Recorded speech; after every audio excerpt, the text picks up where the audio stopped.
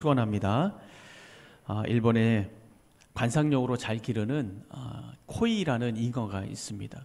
근데 이 잉어의 특징이 뭐냐면 환경에 따라서 자기 몸을 바꾼다는 거죠. 환경에 따라서 그 몸 크기가 달라진다는 거예요. 그래서 작은 어항에서 이 코이라는 잉어를 키우면 한 10에서 15cm 정도 자란다고 합니다. 그런데 그 환경을 바꿔서 조금 큰 어항, 수족관 같은 데다가 옮기면 이것이 한 20에서 30cm 정도 몸이 자란다고 그래요. 그리고 이것을 강물에 살게 만들어주면 1m 정도 자란다고 합니다. 그러니까 이 코이라는 잉어는 어떤 환경이 주어지냐에 따라서 그 몸 크기가 달라지는 거예요. 굉장히 신기하지 않습니까? 우리 사람도 마찬가지인 것 같습니다. 어디에 속해 있는가, 누구를 만나는가, 누구에게 속해져 있는가에 따라서 여러분 우리의 사람의 어떤 모습과 인격과 그 인생까지도 크게 달라지는 것을 우리가 종종 보지 않습니까? 칼이 엄마를 만나면, 가정주부를 만나면 가족들에게 맛있는 음식을 만들어주는 그런 요리를 만드는 것에 사용이 되지만, 강도를 만나면 어떻게 됩니까? 사람을 위협하고 해치는 일에 사용됩니다. 아무짝에 쓸모없는 이 쓰레기도 백남준 선생님과 같은 예술가를 만나면 뭐가 됩니까? 그 쓰레기도 예술품이 됩니다. 예술품이. 여러분 길가에 벌어진 바위, 미켈란젤로를 만났을 때 그게 뭐가 됩니까? 그 바위가 다비드상이 됐습니다. 그러니까 사람도 마찬가지라는 거예요. 그래서 사람들이 길을 쓰고 좋은 대학 가려고 하고, 또 좋은 회사에 들어가려고 하고, 좋은 교회를 가려고 하고, 좋은 동네를 찾고, 그래서 좋은 곳에 들어가면 내가 달라지고 더 많은 기회를 얻을 수 있고 성장하고, 그래서 좋은 곳에 들어가려고, 좋은 곳에 속해 있으려고 많이들 노력하지 않습니까?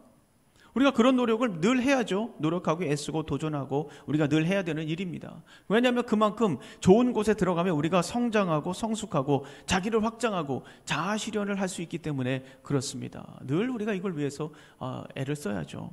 그런데 우리가 놓치고 있는 부분이 있어요. 뭐냐면 우리는 동물이 아닙니다. 여러분은 육신만 가지고 있는 존재가 아니에요.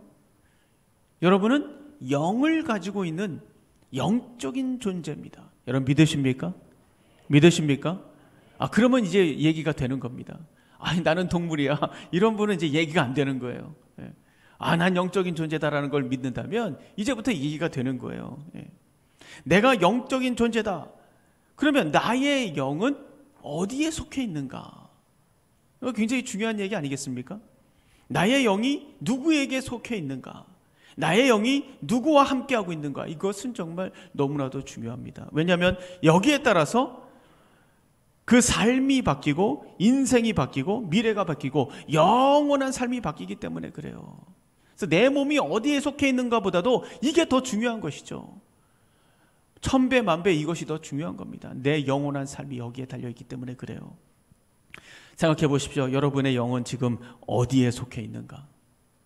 성경은 우리 그리스도인들에게 이렇게 말합니다. 요한복음 5장 24절에 이렇게 말씀하세요. 내가 진실로 너에게 이르노니 내 말을 듣고 또 나를 보내신 이를 믿는 자는 영생을 얻었고 심판에 이르지 아니하나니 사망에서 생명으로 옮겼느니라. 할렐루야. 할렐루야. 어디에서 옮겼다고요? 사망에서 생명으로 옮겼다라고 말씀하고 있어요. 그러니까 우리가 사망에서 생명으로 옮겼다. 사망의 자리에 속해 있었는데 우리가 이제 생명의 자리로 그 자리를 옮겼다. 사망에 속해 있었는데 이제 생명의 자리에 속해 있다라고 성경은 우리에게 말씀해 주시고 있습니다. 여러분 사망의 자리는 어떤 자리입니까? 여기는 사단이 다스리는 자리예요. 사단이 다스리는 세상입니다. 거기 하나님이 없어요. 거기는 자기가 왕입니다. 자기가 왕이 돼가지고 살아가는 동네예요. 자기 뜻대로 자기 마음대로 자기 멋대로 살아가는 곳이죠. 사단이 이것을 조장해요. 야 네가 왕이야 네가 왕이야. 사단이 이것을 조장하는 곳입니다.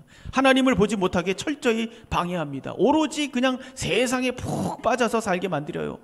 하나님의 소리가 들려도 그거 다 차단해버립니다. 무시해버리고 거부하게 만들어버립니다. 그래서 결국에는 죄에 대한 책임을 지고 심판의 자리에서 사망 선고, 영원한 사망 선고를 받게 만드는 곳이 어디냐? 사망의 자리입니다. 사망의 자리. 그러나 생명의 자리는 어떤 자리입니까? 하나님이 다스리는 세상이죠. 여기는 하나님이 왕이에요. 하나님을 경배하고 하나님을 찬양하는 그런 동네입니다.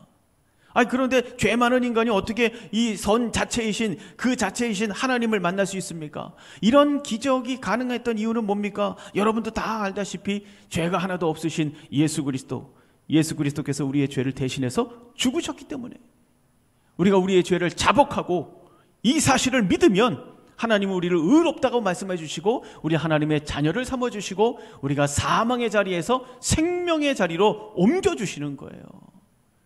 네, 여러분은 생명의 자리에 계신 줄로 믿습니다. 그래서 이 동네는 하나님의 자녀들이 사는 동네죠. 그래서 여기에 있다 보면 예수님을 닮아갑니다. 예수님을 따라갑니다. 점점점 정결해집니다. 거룩해집니다. 순결해집니다. 그리고 마지막 심판날에 영원한 생명의 나라, 하나님의 나라로 들어가게 되는 거예요. 왜냐하면 우리는 예수 그리스도를 믿고 하나님의 백성이 되었기 때문입니다. 여러분 어디에 속해 있다고 생각하십니까? 자신이 사망의 자리에 속해 있다고 생각하십니까? 아니면 여러분은 정말 생명의 자리에 있다고 생각하십니까? 오늘 본문의 바리새인들은 어떻게 생각하냐면 자기들은 하나님께 속해 있다고 생각을 했어요. 하나님의 자녀라고 확신하고 있었습니다. 그러나 예수님은 뭐라고 말씀하십니까? 44절 보십시오.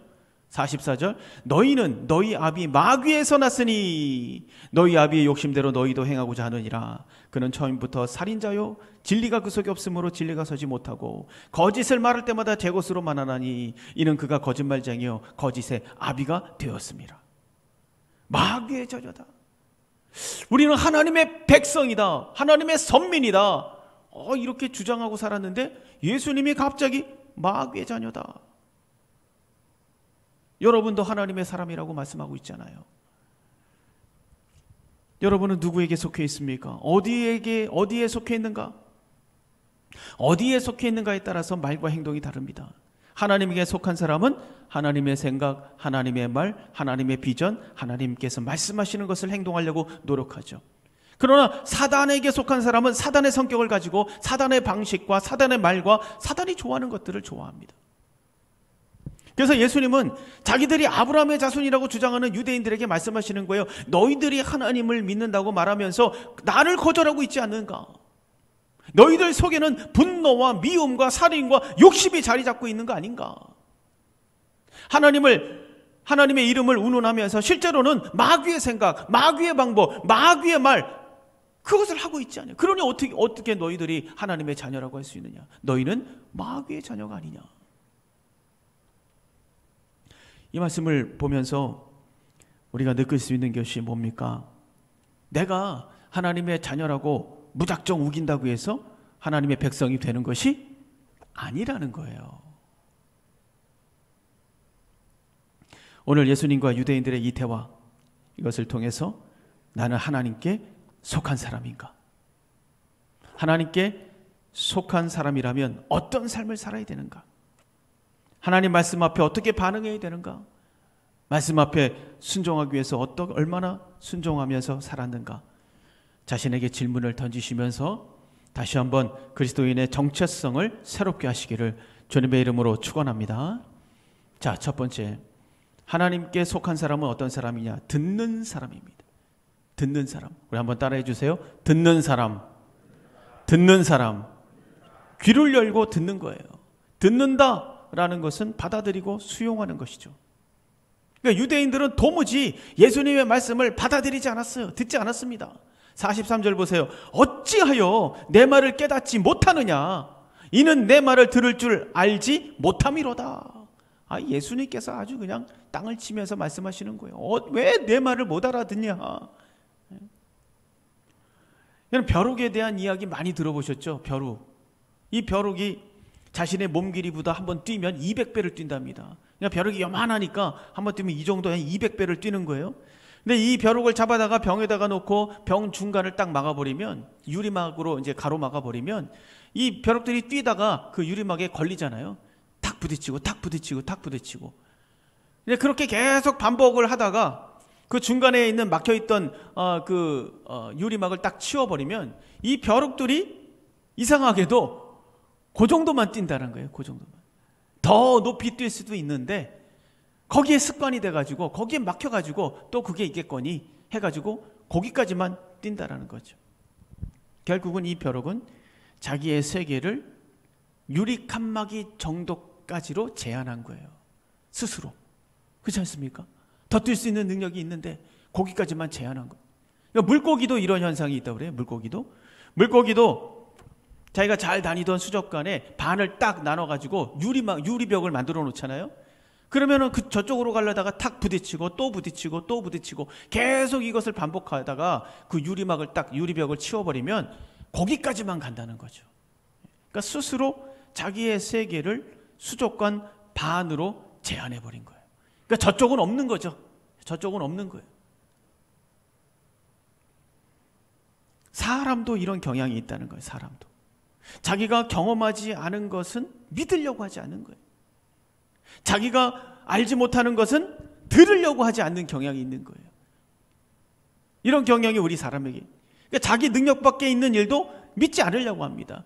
그런 일이 어떻게 있어? 일어날 거라고 생각조차 하지 않는 거예요. 그러니까 다시 말하면 자기가 가지고 있는 어떤 생각의 한계, 경험의 한계, 인식의 한계, 능력의 한계, 이거를 넘어서 새로운 세계로 넘어가는 것을 상당히 불편해하고 어려워합니다. 이 사람이죠. 그러나 여러분, 우리 그리스도인들은 그 한계를 넘어갈 수 있다는 것을 믿으시기를 바랍니다. 왜냐하면 신분이 바뀌었기 때문에 그래요. 우리 옆에 분하고 한번 인사하겠습니다. 신분이 바뀌었습니다. 여러분의 신분이 바뀌었어요. 신분이. 우리가 신분이 바뀌게 되면 능력도 달라집니다. 그렇잖아요. 생각해 보세요. 가난한 농부의 아들로 태어났지만 대통령이 됐다? 그럼 할 수 있는 게 얼마나 많아집니까? 맨날 그 홀에서 서빙만 하다가 열심히 공부해서 요리사가 됐다? 여러분 할 수 있는 일이 얼마나 많아집니까? 그러니까 신분에 따라서 할 수 있는 능력이 달라지는 거예요. 말단 사원으로 들어가서 과장이 되고 부장이 되고 그러면 능력이 점점 늘어나는 거 아닙니까? 신분이 바뀌면 능력도 달라지는 거예요. 마찬가지입니다. 우리가 예수 그리스도를 구주로 믿는 순간 우리의 신분이 달라지잖아요. 우리의 신분이 뭐가 됩니까? 하나님의 자녀라는 신분을 갖게 되는 거예요. 하나님의 자녀라는 신분. 자녀의 권세를 갖게 되는 거죠. 이게 신분의 변화가 일어나는 것입니다. 전능하신 하나님의 아들이 되는 거예요. 그래서 이전에는 불가능했던 것들이 가능해집니다. 자녀의 권세를 가지고 하나님 앞에 구할 수 있어요. 기도라는 특권을 가지고 나의 능력의 한계도 넘어갈 수 있습니다. 놀라운 미래를 보장받게 됩니다. 여러분 믿으십니까? 믿으십니까? 그래서 마가복음 9장 23절 이렇게 말씀하시잖아요. 예수께서 이르시되 할 수 있거든이 무슨 말이냐? 믿는 자에게는 능히 하지 못할 일이 없다라고 말씀하셨어요. 믿는 순간 신분이 달라지기 때문이에요. 우리의 신분이 달라지는 거예요. 또 우리가 하나님의 말씀을 믿을 때 세상이 창조되었다는 것을 드디어 이해하기 시작합니다. 하나님을 믿을 때 사후세계가 있다는 것도 우리가 알게 됩니다. 이것은 인간의 한계를 넘어가는 이야기예요. 세상이 창조됐다? 우리 머리로 이해가 됩니까? 안 되잖아요. 사후세계가 있다? 그거 우리 머리로 이해가 됩니까?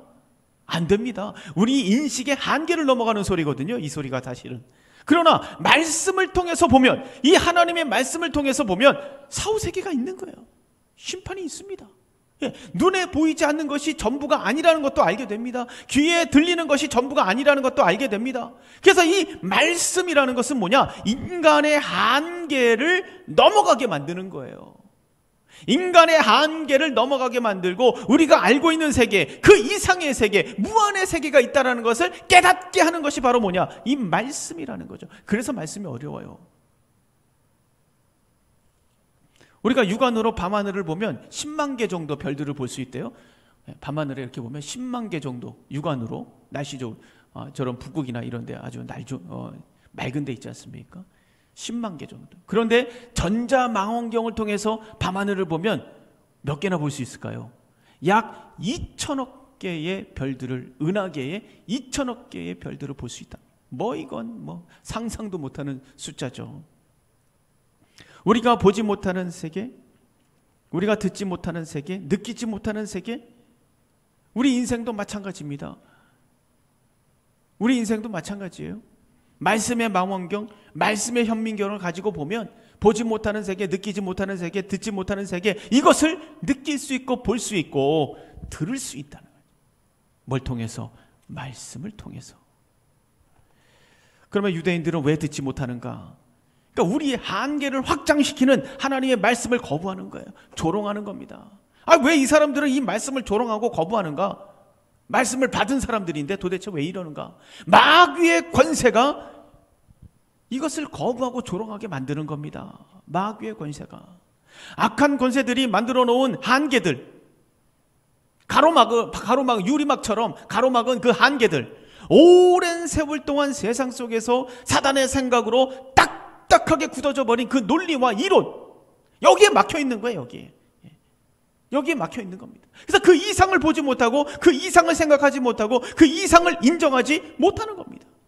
그러니까 지금까지 선택한 생활 방식을 부정하고 싶지 않은 거예요. 자기가 쌓아놓은 그 엄청난 바벨탑, 그걸 다 무너뜨려야 되거든요. 예수 믿으려면. 그 엄청난 바벨탑을 다 무너뜨리기가 싫은 것이죠. 그래서 자신을 새로운 세계로 확장시킬 수 있는 말씀을 스스로 막아버리는 거예요. 그래서 예수님은 44절에서 안타까운 심정으로 말씀하시는 거예요. 진리가 그 속에 없다. 거짓말쟁이에게 속고 있는 것이다.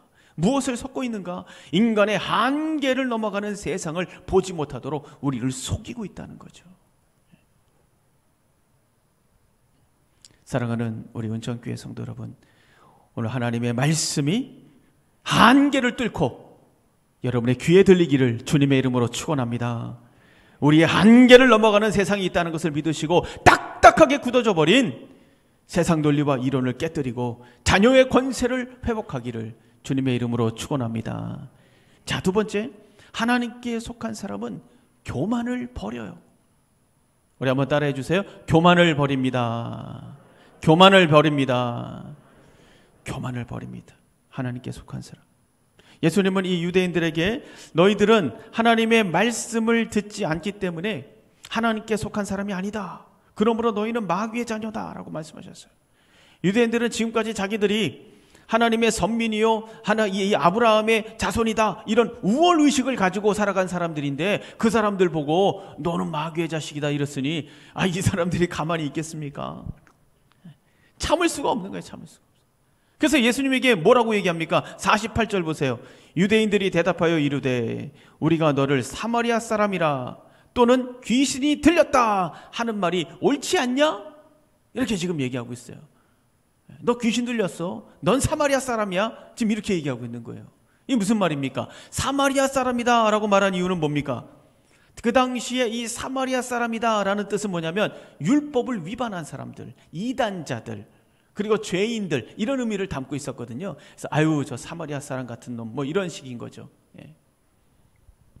그래서 이 사람들이 완악해져가지고 귀신 들렸다, 귀신 들렸어. 그러니까 마귀의 자녀라고 하니까 그 사실을 알려주니까 더 완악해져가지고 너가 귀신 들렸다 이렇게 지금 반박하는 겁니다. 그러나 예수님은 사마리아 사람도 아니고 귀신 들린 것도 아니죠. 그러니까 사마리아 사람이 아니라는 건 자명한 일이기 때문에 예수님이 여기에 대해서 대꾸도 안 했어요. 그러나 예수님이 언급한 게 있어요. 뭐냐면 귀신 들렸다는 말. 이 귀신 들렸다는 말을 예수님께서 반박하십니다. 49절 보세요. 49절 50절 예수께서 대답하시되 나는 귀신 들린 것이라 오직 내 아버지를 공경함이거늘 너희가 나를 무시하는도다. 50절 나는 내 영광을 구하지 아니하나 구하고 판단하시는 이가 계시니라. 그러니까 예수님은 귀신 들린 것이 아니라 하나님께 순종하는 것인데 나에게 귀신 들렸다고 하는 것은 나를 무시하는 것이고 하나님을 무시하는 것이다. 이 말을 지금 하시는 겁니다. 그리고 이것은 내가 판단하지 않지만 하나님은 다르다는 거예요. 나는 하나님의 영광을 위해서 일하고 있기 때문에 내가 판단하고 어쩌고 그런 입장이 아니다. 그러나 하나님은 이제 판단하다는 거예요. 하나님은 자기가 보내신 예수를 경멸하고 무시한 너희들을 판단할 것이다 라고 말씀을 하시고 있는 겁니다. 그러면서 다시 한번 이 사람들에게 간절한 마음으로 촉구하고 있잖아요. 51절 보세요. 51절 우리 다 같이 한번 읽어보겠습니다. 51절 다 같이 시작. 진실로 진실로 너에게 이르노니 사람이 내 말을 지키면 영원히 죽음을 보지 아니하리라. 진실로 진실로 엄청나게 절박한 마음으로 지금 말씀하고 계신 겁니다.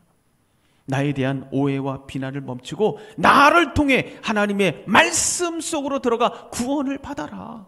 이 말씀을 지금 하고 계신 거예요. 여러분, 어떤 게 팩트입니까? 가만히 생각해 보세요. 유대인들이 주장하는 게 팩트입니까? 예수님 말씀이 팩트입니까? 우리가 지금까지 말씀을 쭉 봐왔지만 예수님의 말씀이 팩트죠. 이 유대인들은 예수님의 말씀을 이해하지 못하고 자신들에게는 문제가 없다라고 우겨댔어요. 율법과 종교와 혈통, 요거 가지고 자기를 치장하고 포장하고, 하지만 그 속에는 뭐가 있었습니까? 욕심이 있었고 또 분노가 있었고 살인이 있었고 세속적인 죄악이 가득했습니다. 그 알량한 자존심, 그 뒤에 뭐가 있었어요? 악한 실체가 있었습니다. 그래서 그거를 탁 건드리니까 발끈한 거예요. 발끈한 거. 부들부들 떠는 거죠. 무엇이 이 유대인들의 귀를 막고 있는가? 결론은 뭡니까? 이 사람들의 아집과 오만과 교만이에요. 이게 이 사람들의 귀를 막고 있는 겁니다. 이것이 진리를 들을 수 없도록 막고 있는 거예요. 우리가 교만을 버리고 하나님의 은혜를 받아들이지 않는 이상 하나님의 백성 될 수 없습니다. 천국에도 갈 수 없어요. 그런데 이 은혜를 받아들이려고 한다면 제일 먼저 뭘 해야 되는가? 자신이 은혜가 없이는 가망이 없는 존재라는 것을 인정하셔야 돼요. 나는 은혜 없이는 살 수 없다. 나는 은혜가 없으면 죽을 수밖에 없는 가망이 없는 그런 존재야. 이거를 인정하셔야 돼요. 이것을. 그렇지 않으면 은혜를 찾지 않습니다. 이것을 절절하게 인정할 때 드디어 이 은혜를 찾는 거 아닙니까? 내가 높은 지위를 가지고 있어도, 내가 많은 것을 소유하고 있어도, 내가 거룩한 자리에 앉아 있어도 하나님의 은혜가 없으면 나는 죽을 수밖에 없고 하나님의 그 사망의 심판을 받을 수밖에 없는 그런 절박한 존재라는 거, 이걸 깨달아야 돼요. 이것을 깨달을 때 비로소 하나님의 진리가 들리기 시작하는 거예요. 비로소 들리기 시작하는 거예요. 그리고 그 진리를 따르고 지킬 때 하나님의 자녀가 되는 것이죠. 주님은 지금도 절박한 심정으로 말씀하고 있는 거예요. 아까 읽은 51절 진실로 진실로 너에게 이르노니 사람이 내 말을 지키면 영원히 죽음을 보지 않는다. 내 말을 지키면, 주님의 말씀을 지키면 죽음을 보지 않는다. 그런데 주님의 말씀을 지키기 위해서 가장 먼저 해야 될 것은 뭐냐? 교만을 버리는 겁니다. 교만한데 뭘 지킵니까? 우습게 여기지. 이 교만, 은혜 없이는 살 수 없다는 것을 먼저 인정해야 돼요. 그 교만을 내려놓을 때 주님의 말씀이 들리고, 말씀이 들릴 때 말씀을 지키고, 바라기는 모든 교만을 내려놓으시고 하나님의 은혜 속에 자유를 누리며 살아가는 저와 여러분이 되기를 주님의 이름으로 축원합니다. 자, 마지막 세 번째입니다. 하나님께 속한 사람은 기뻐합니다. 우리 한번 따라해 주세요. 기뻐합니다. 기뻐합니다. 여러분, 기뻐하시기 바랍니다. 예수님은 유대인들에게 사람이 내 말을 지키면 죽음을 영원히 보지 않는다라고 말씀하셨잖아요. 이렇게 말하니까 유대인들이 52절에서 이렇게 얘기합니다. 유대인들이 이르되 지금 내가 귀신 들린 줄을 아노라. 너 귀신 들렸지? 그 소리예요. 아브라함과 선지자들도 죽었거늘 너 말은 사람이 내 말을 지키면 영원히 죽음을 맛보지 아니하니라 하니 너가 귀신 들렸다는 거예요. 정신 나갔다는 얘기죠. 아브라함도 죽고 선지자도 다 죽었는데 어떻게 사람이 죽지 않을 수 있느냐. 그때 또 예수님께서 이 말을 듣고 대답합니다. 54절부터 56절 내용을 쭉 보면 결론은 뭐냐? 난 거짓말쟁이가 아니라고 말씀하시고 있어요. 난 거짓말쟁이가 아니다. 그러면서 58절 예수님께서 말씀하십니다. 우리 다 같이 한번 읽어볼게요. 58절 다 같이 시작.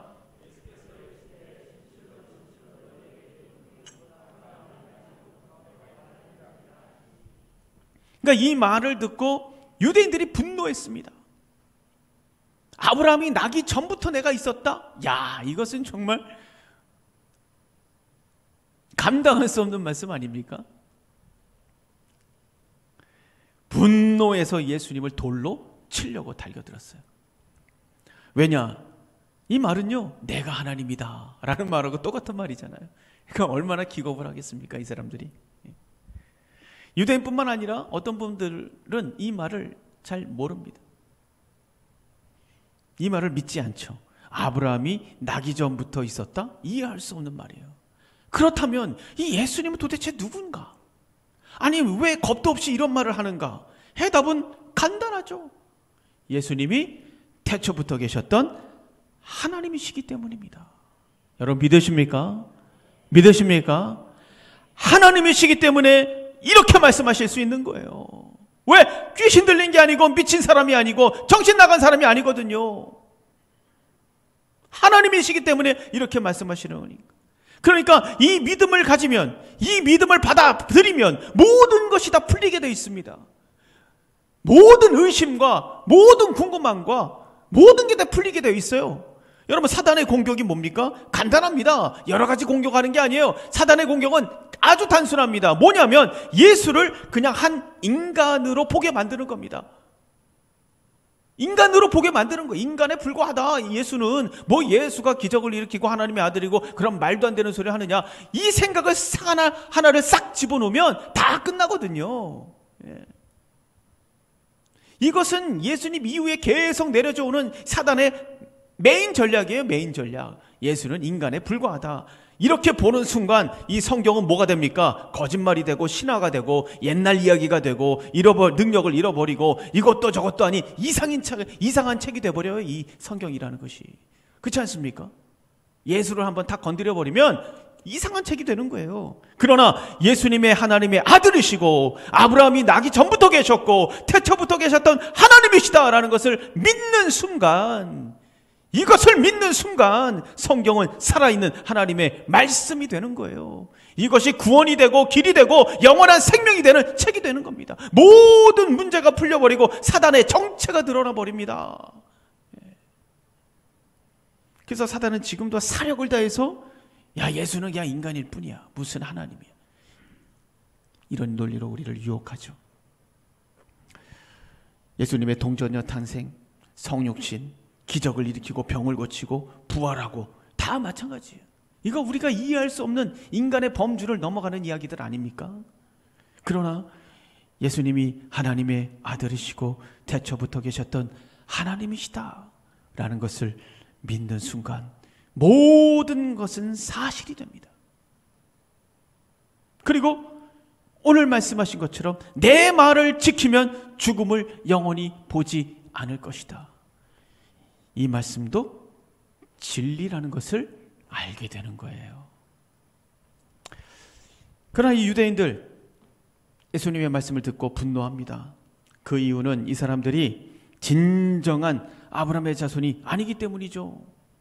우리가 전에도 봤지만 아브라함의 자손이라면 예수님을 보고 기뻐해야죠.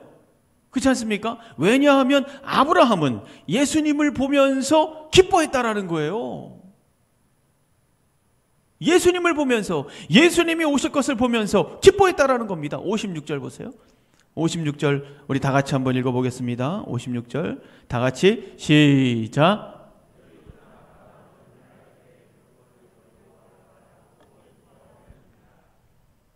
굉장한 말씀 아닙니까? 무엇을 보고 기뻐했는가? 주 예수 그리스도가 오시는 그 구원의 날을 보면서 기뻐했다는 겁니다. 아브라함이.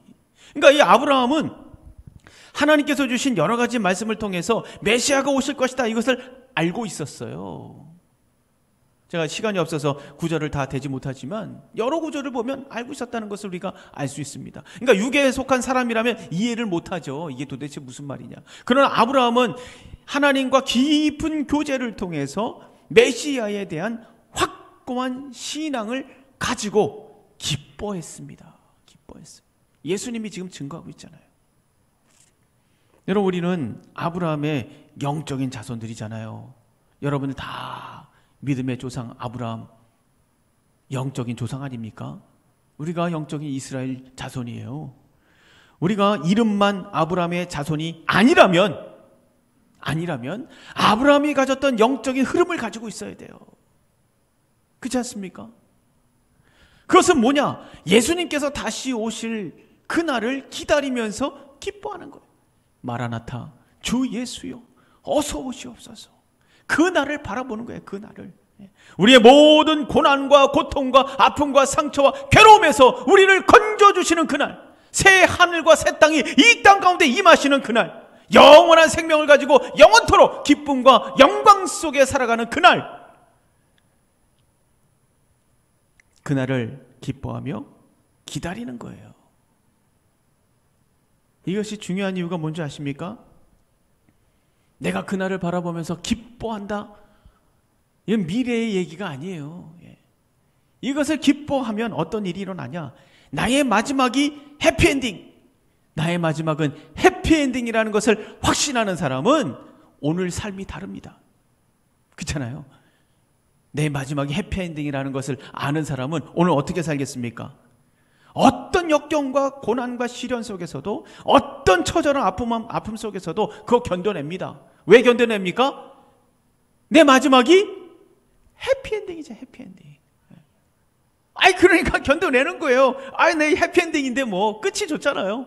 확신을 가지고 있으니까 이겨내고 견뎌내고 감당하고 돌파할 수 있는 거예요. 자신감을 가지고 도전하고 돌파하고 달려갈 수 있는 거예요. 왜? 마지막이 해피엔딩이니까. 정리합니다. 여러분은 어디에 속해 있습니까? 하나님께 속한 사람은 말씀으로 자신의 한계를 넘어갑니다. 그리고 교만을 버리고 하나님의 말씀을 붙잡는 거예요. 말씀을 무시하지 않습니다.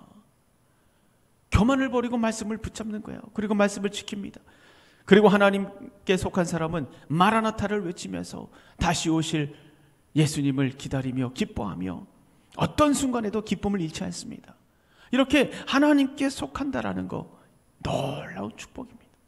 이런 놀라운 축복이 여러분 안에 일평생 이어지고 그것을 통해서 많은 열매를 누리시는 저와 여러분이 되기를 주님의 이름으로 축원합니다.